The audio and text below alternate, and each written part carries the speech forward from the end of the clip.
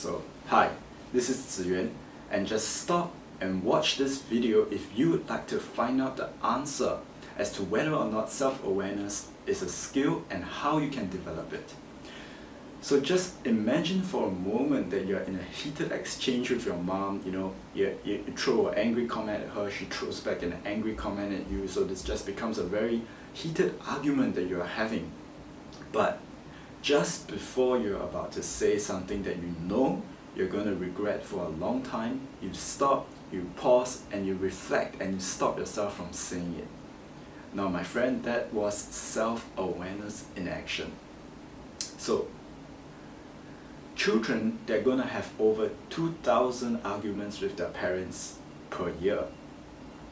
And as you can see from the example just now, there's a lot of things that you can lose from a lack of self-awareness. You can lose relationships, right? So just imagine if you said the things that you said you wanted to say to your mom just now, right? From the example, of course. You could lose relationships. You could lose your wallet. And in some situations, you could even lose your life, right? So there was this very interesting experiment that they did. They were trying to see whether or not elephants could be self-aware. So what they did was they built an elephant-proof mirror and they placed an elephant in front of it, allowed that elephant to get used to the mirror for a few days, and then they painted a large X on the elephant. So on the day where they painted that X on the elephant actually went and they looked at the mirror for quite a long time. It went away, and repeatedly on that day, it kept feeling around with its trunk, the X, on its face. And it just proves one thing. If a simple mirror could improve the self-awareness of an elephant, what kind of a mirror can we install in our own lives so that we can improve our own self-awareness as well, so that we can keep the things that are important to us, and we can even gain more things that are important to us. So I'm just going to share a very simple method that you can do so that you can install this mirror. But before we do that, let's talk about some situations where you can use this internal self-awareness mirror, if you will. So one of the situations is when you find yourself becoming emotional. Someone says something that triggers an anger response in you, triggers a sadness response in you. Second scenario where you can use this is when you find yourself getting distracted.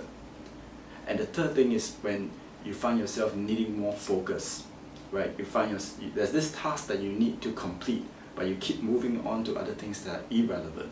So these are the three situations where you can use this internal self-awareness mirror, right? So how can you use it, right? So there's 3 steps to it. The first step is just start to become aware of your internal responses, right? By that I mean your thoughts, your emotions. How are you feeling right now? Maybe you're feeling anger, you're feeling sadness. What are you thinking? Right, so that's the first step, becoming aware of your internal state. Right, second step is just to take 6 big, deep breaths. So how are you going to do it, right? So this is how it works, okay? 1, 2, 3, 4, 5,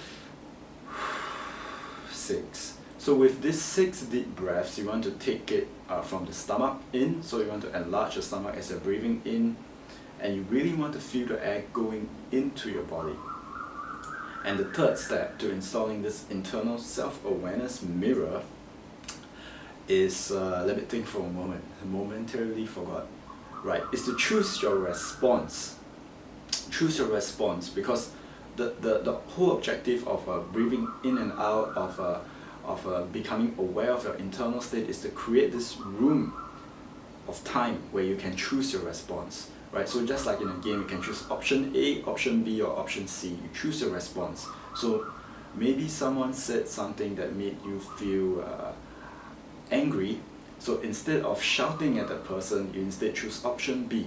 So you gently confront the person and you let the person know that, You said this thing, and this thing, and it made me feel angry. I feel angry, right? So that's a much better response than shouting back at the person.